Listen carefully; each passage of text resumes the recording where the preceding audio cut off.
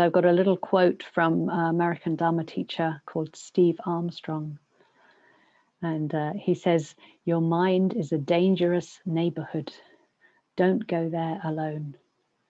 Take mindfulness with you." I really like this. So your mind is a dangerous neighborhood. And it's the kleshas, it's these afflictive emotions that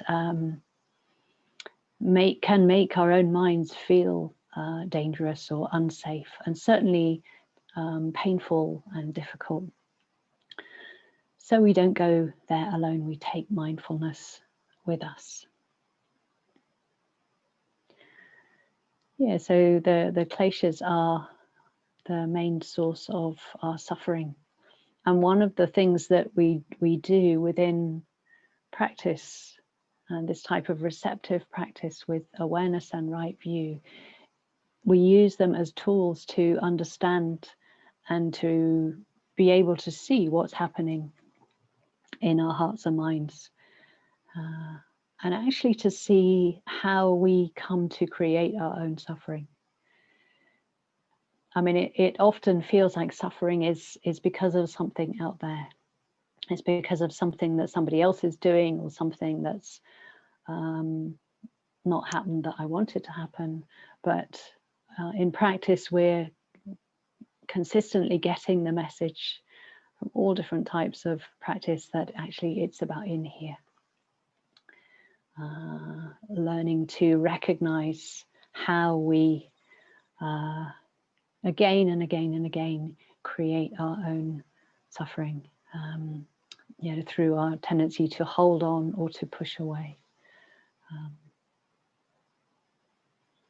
But it takes time. It takes time in a way to undo those habits and to gain the understanding that means when we pick up that hot coal, we let it go. We let it go, and we learn not to pick it up.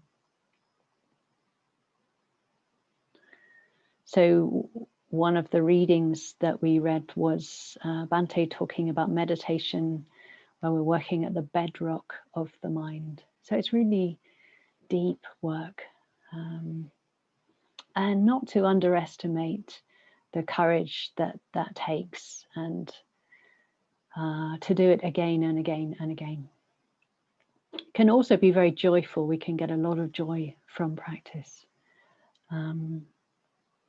But for those times when we meet our suffering, or we meet our struggle, then we need an awareness that is sensitive and patient and tender. Quality of mind that's forgiving and willing to start again and again. So awareness has all those qualities, and metta has all those qualities. So in some sense, the mind has those qualities, and we can cultivate them. We can allow them to flourish through our practice.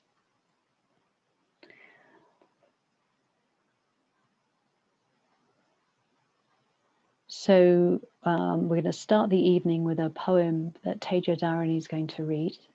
And this is a poem by someone called Steve Coet, I think his name is. It's called Notice. And it just alludes to, if you like, the courage it takes just to keep living our life day by day, and the inevitability of dukkha because of the way that things change. And then we're going to meditate, and we're going to do a receptive metta practice. So it's a way of practicing that's quite in line with this practice that we've been doing this week. So we're less actively looking to generate qualities of metta. And our starting point is just a checking in with what's already there, and allowing that to grow. We give it our attention and allow it to grow. So I'll lead through that. That'll probably be about 35 minutes. And then we'll chant Sabbe, Sattha, Sukhi, Hontu. And feel free, if you haven't really mentioned offerings very much, but if you want to make an offering during that time to your own shrine, or you might just want to bow to the shrine we've got here, feel free to do that. And then after the chant has died down, Manisha is going to read another passage from Bhante in Living with Awareness.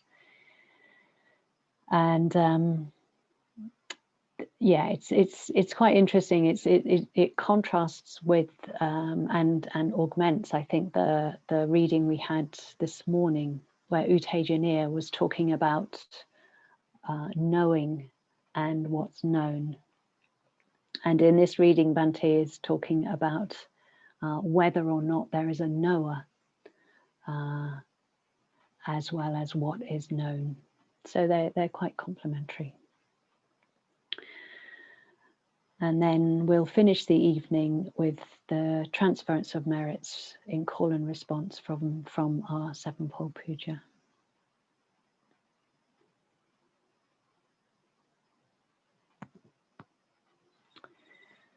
Okay, so we'll just sit for a couple of minutes, and then Teja Dharani, when you're ready, go ahead, and Vajrapriya will spotlight you for the poem. Receptive Metta in 3 stages.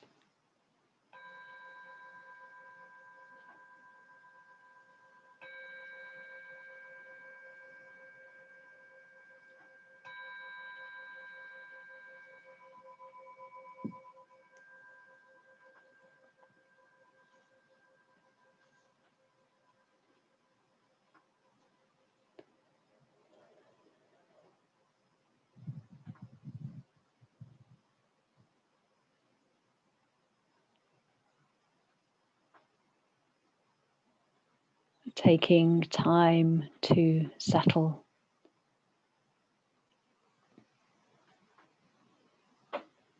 And perhaps recognizing that taking of time, that act of just allowing spaciousness around settling,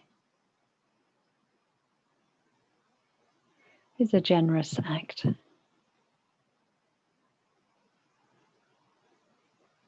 Taking ourselves into account.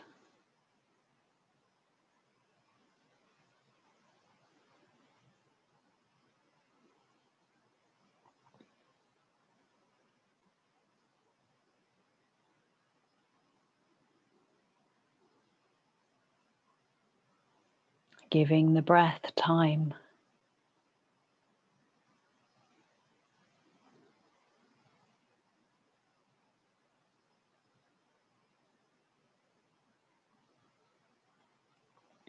Giving the body time to find its weight on the cushion or the chair.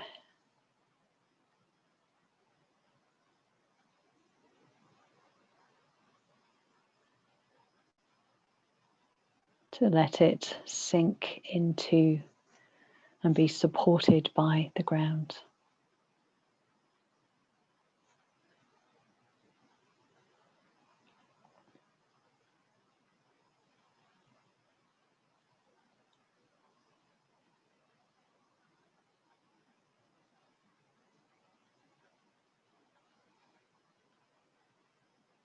Taking time to let awareness land. Taking in the various thoughts, feelings, different sounds and sensations.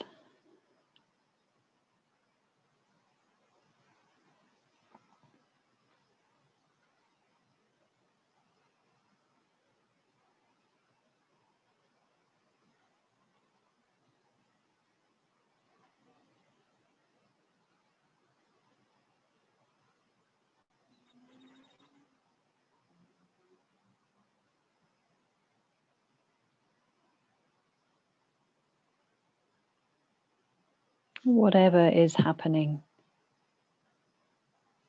there's the possibility of knowing that, of being aware of it.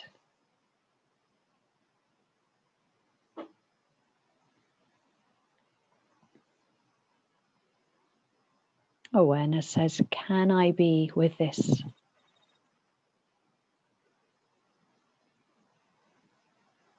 With a kindly, spacious, open awareness.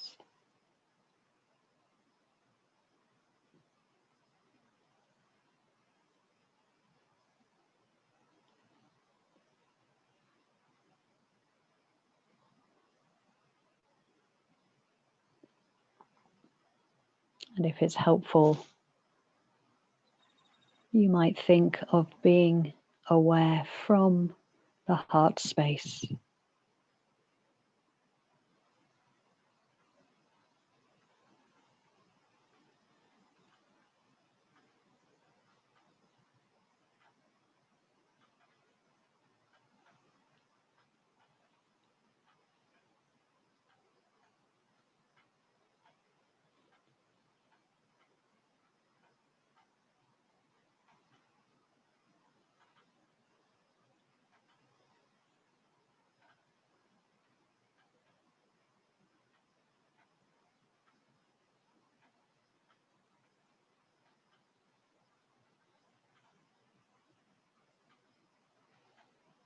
And perhaps noticing how that heart space feels.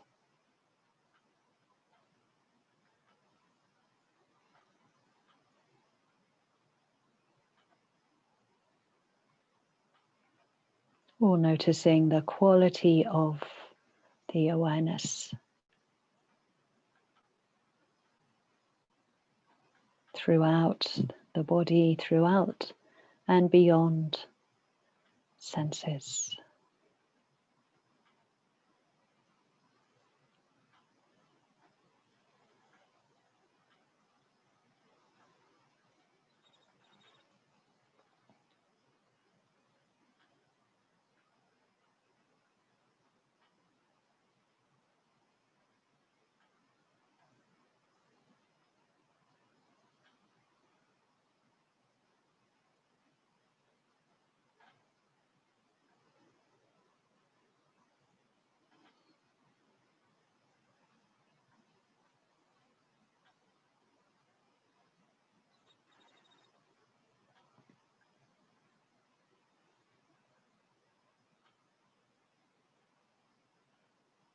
And noticing moments in the quality of awareness that have some degree, some sense of tenderness, sensitivity, patience, or humor.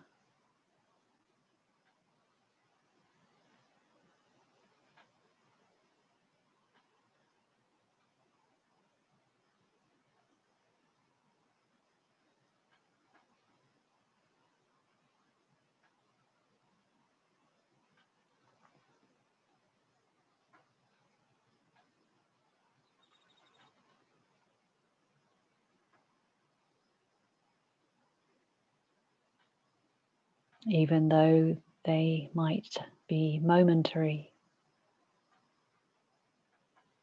Just giving them our attention allows them to grow.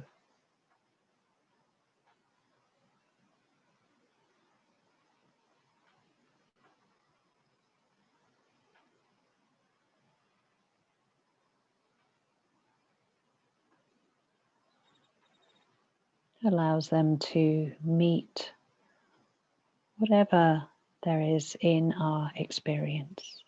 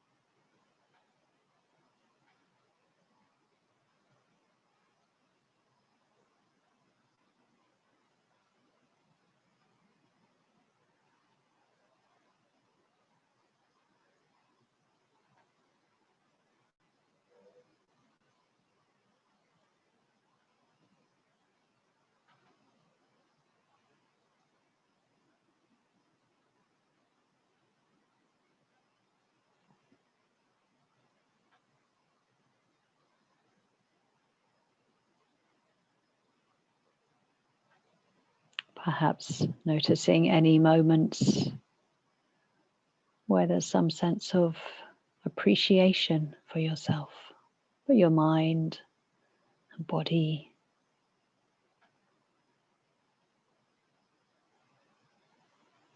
Perhaps appreciating that you have the conditions to practice. You have the mind and body to practice with.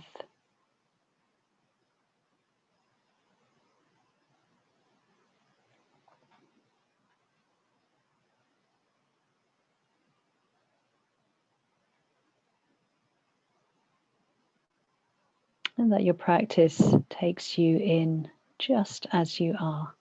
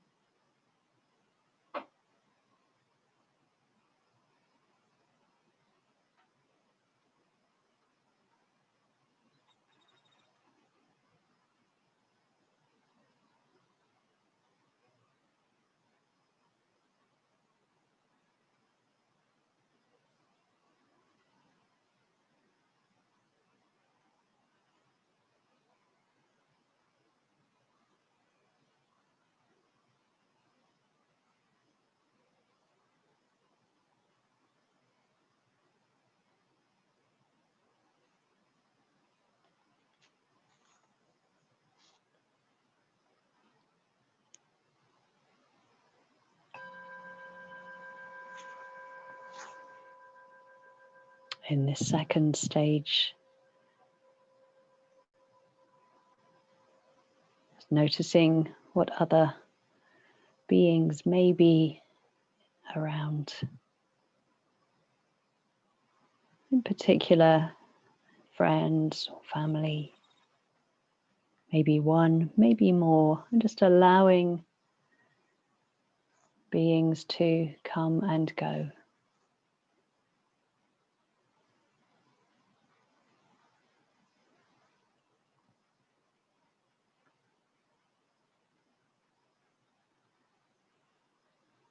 Letting awareness register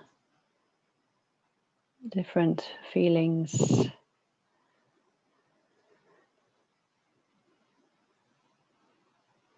seeing where the attention goes, and noticing heart response.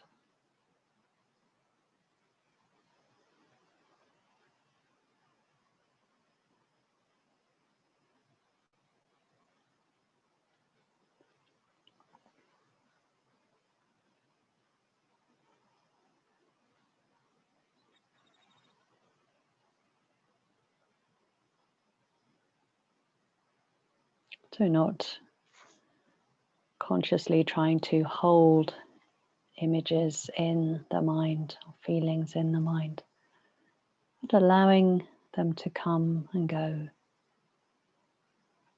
and maybe return.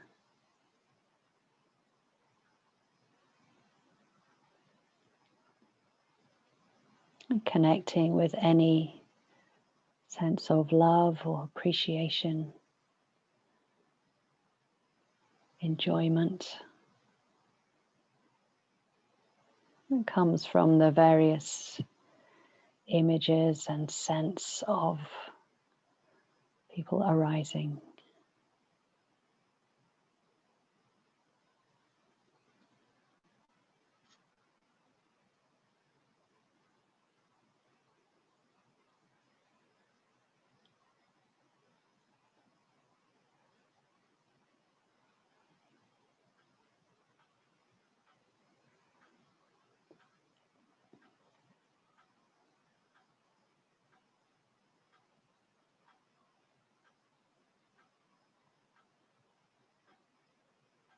It's enough to hold an image or have an image at times and just notice what happens.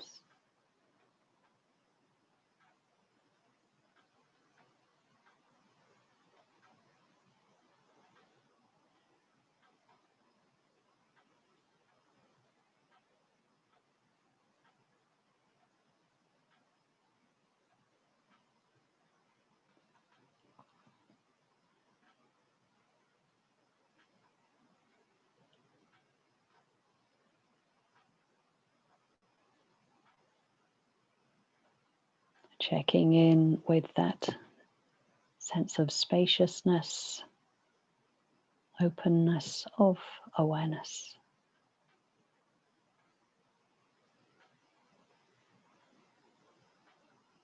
Kindly awareness that sees things as they are.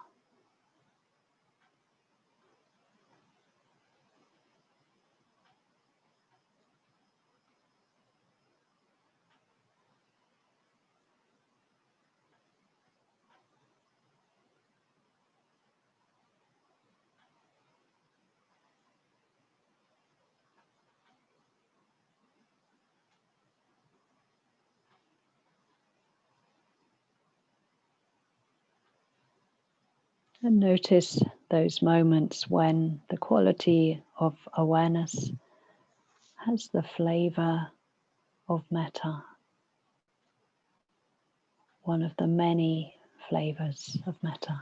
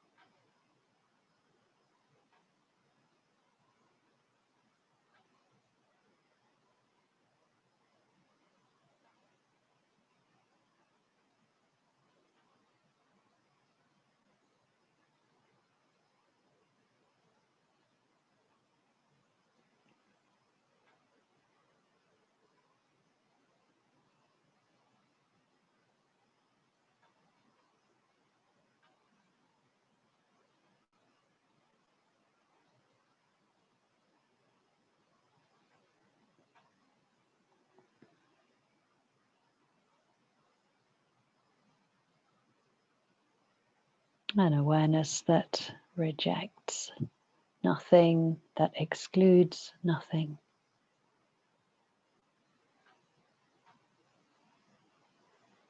An awareness that's full of everything.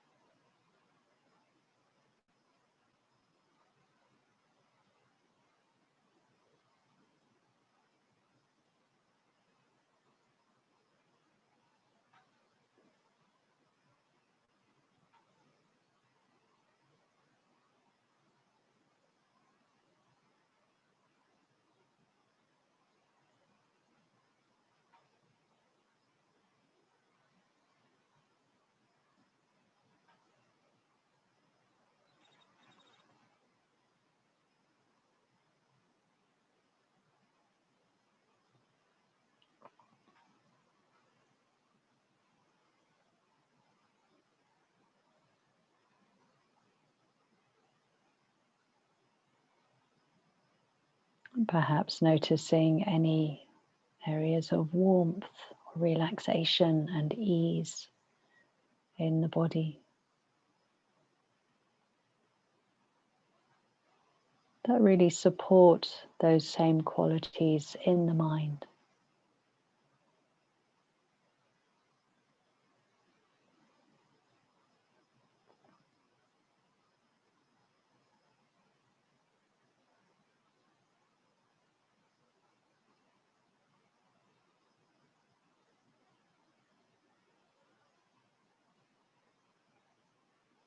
Qualities that make us look with kind, benign eyes.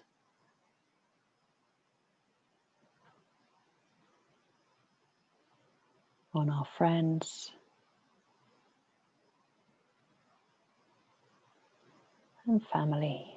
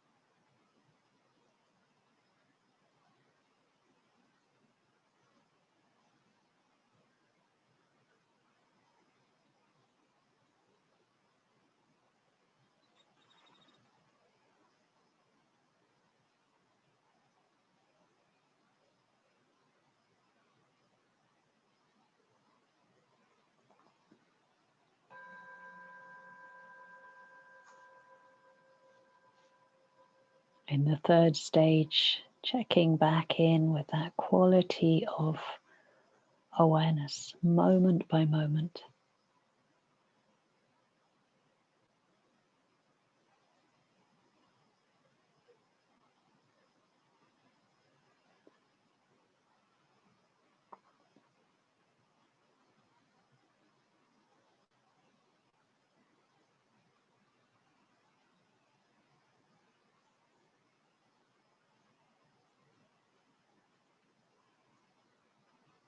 Checking in with that perspective that whatever is happening, can I be with this?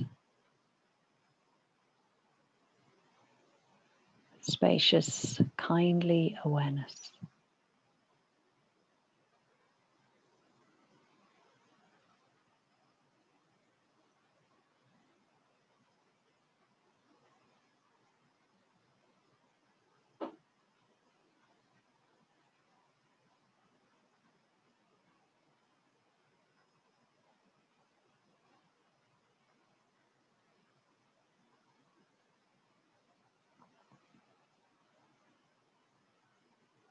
And opening the awareness, the attention out to others,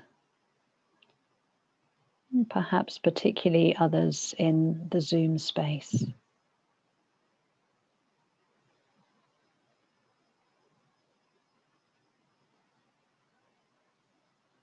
You might connect with a memory of Just really enjoying seeing all those faces becoming familiar to us through the week.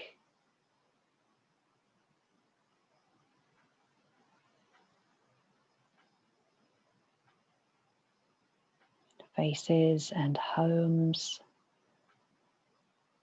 pets.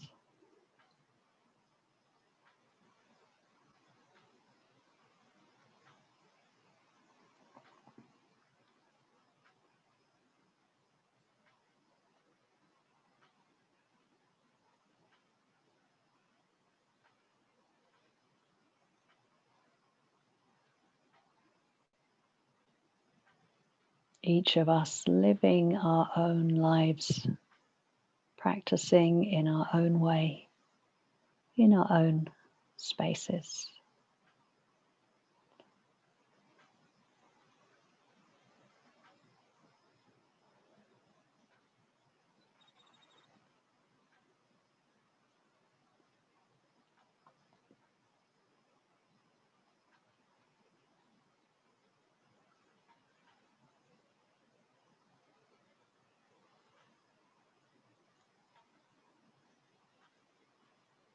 We each have in common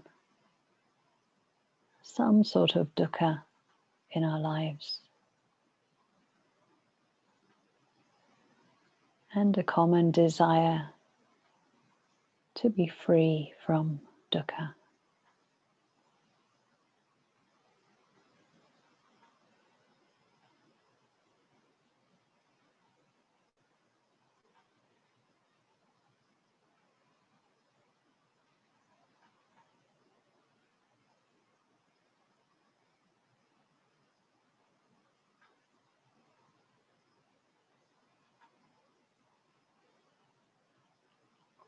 And to have that for ourselves and for others.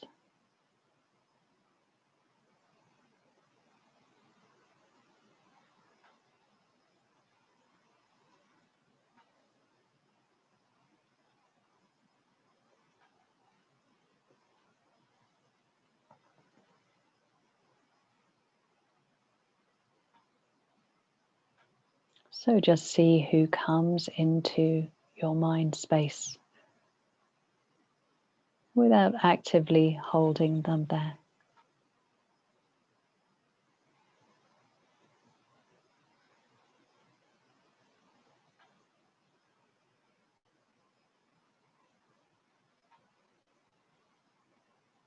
Just holding the awareness open.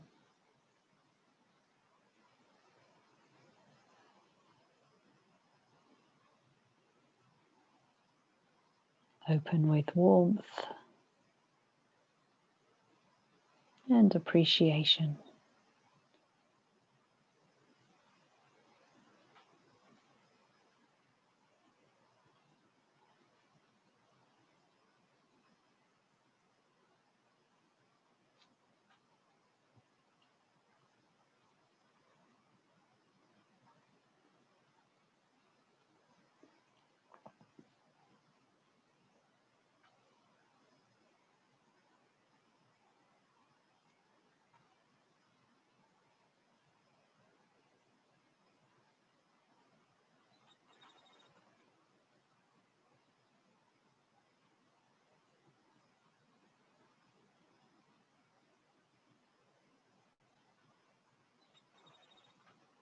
Rest in awareness of our connection with others.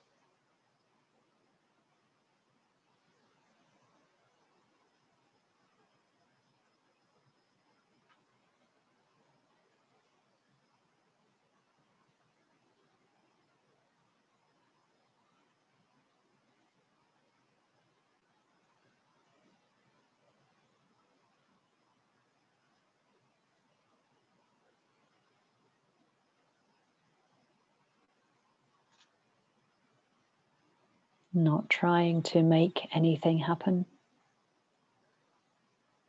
Open to what's already there, what's already happening.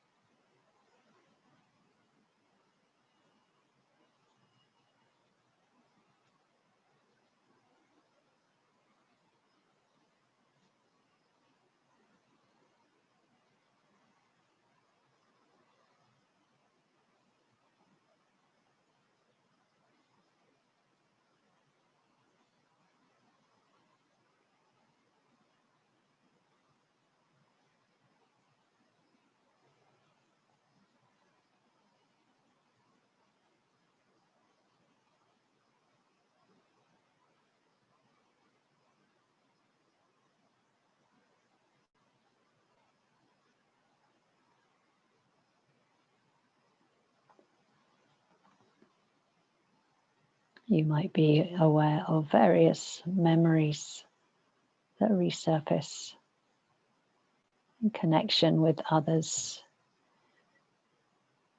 you've practiced with during the week.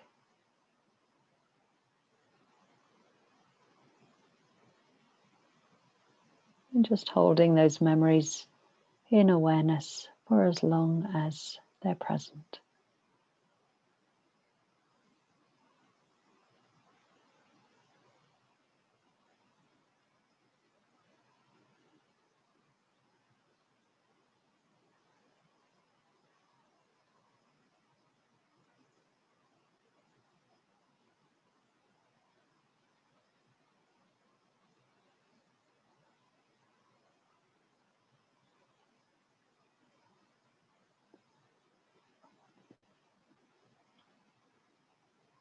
And noticing any imprint, emotional imprint within the awareness.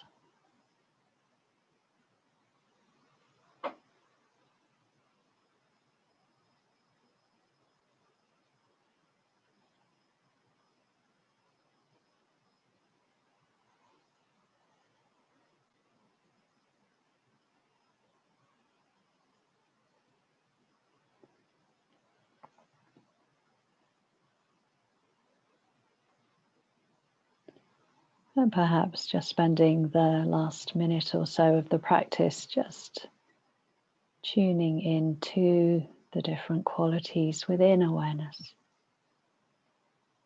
What do you notice?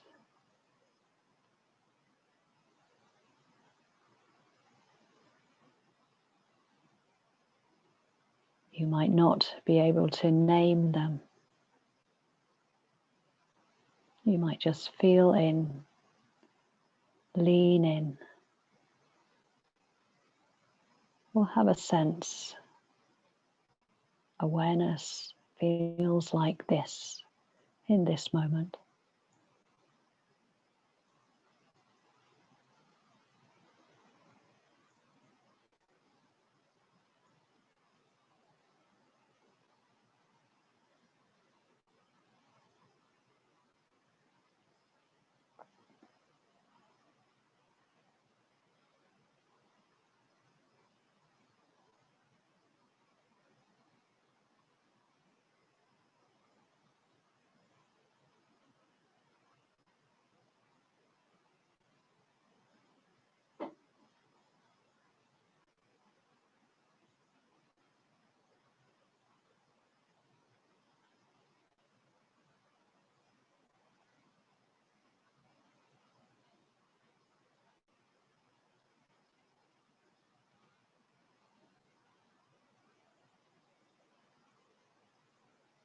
And staying aware of that flavor, the taste of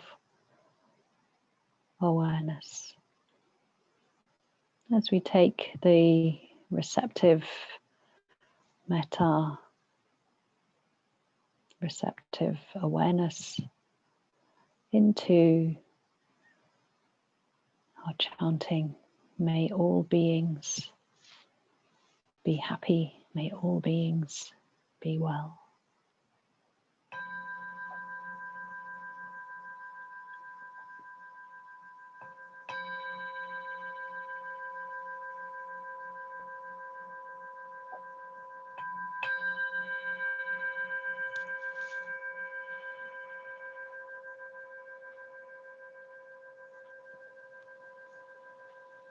Sabbe Sattha Sukhi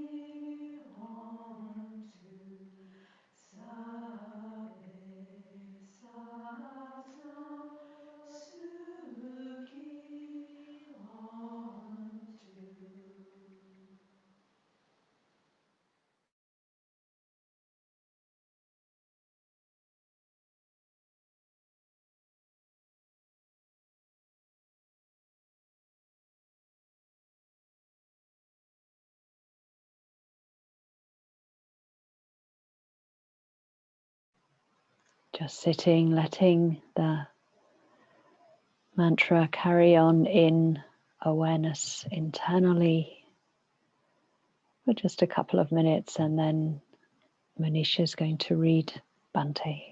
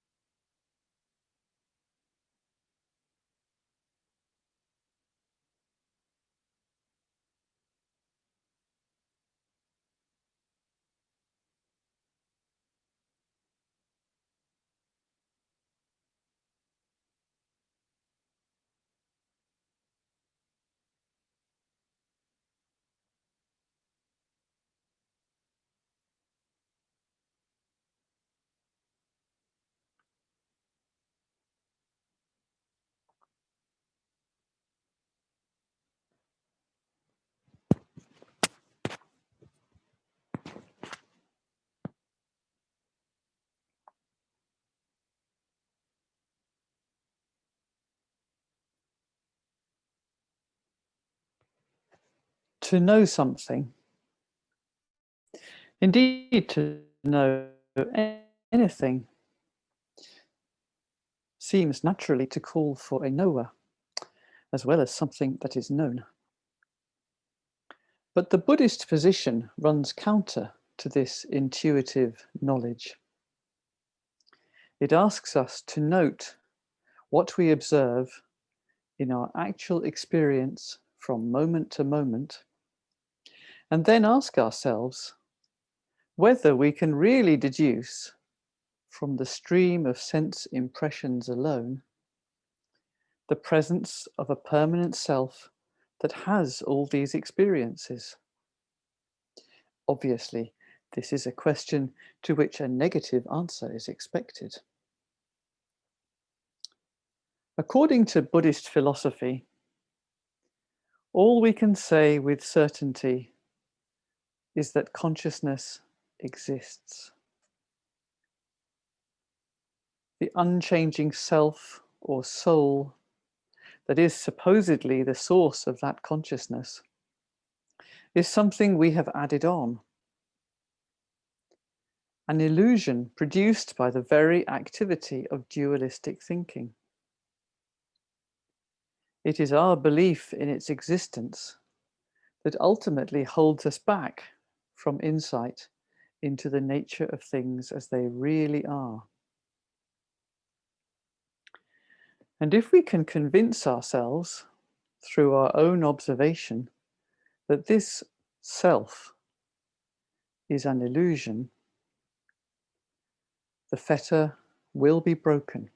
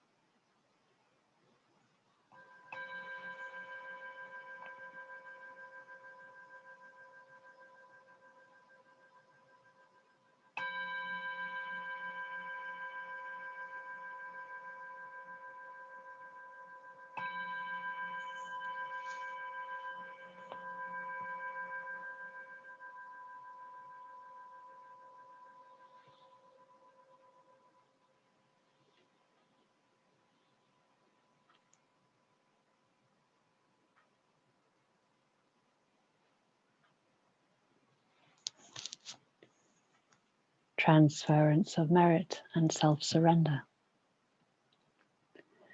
May the merit gained May the merits gained in my acting thus in my acting thus go to the alleviation of the suffering of all beings. go to the alleviation of the suffering of all beings.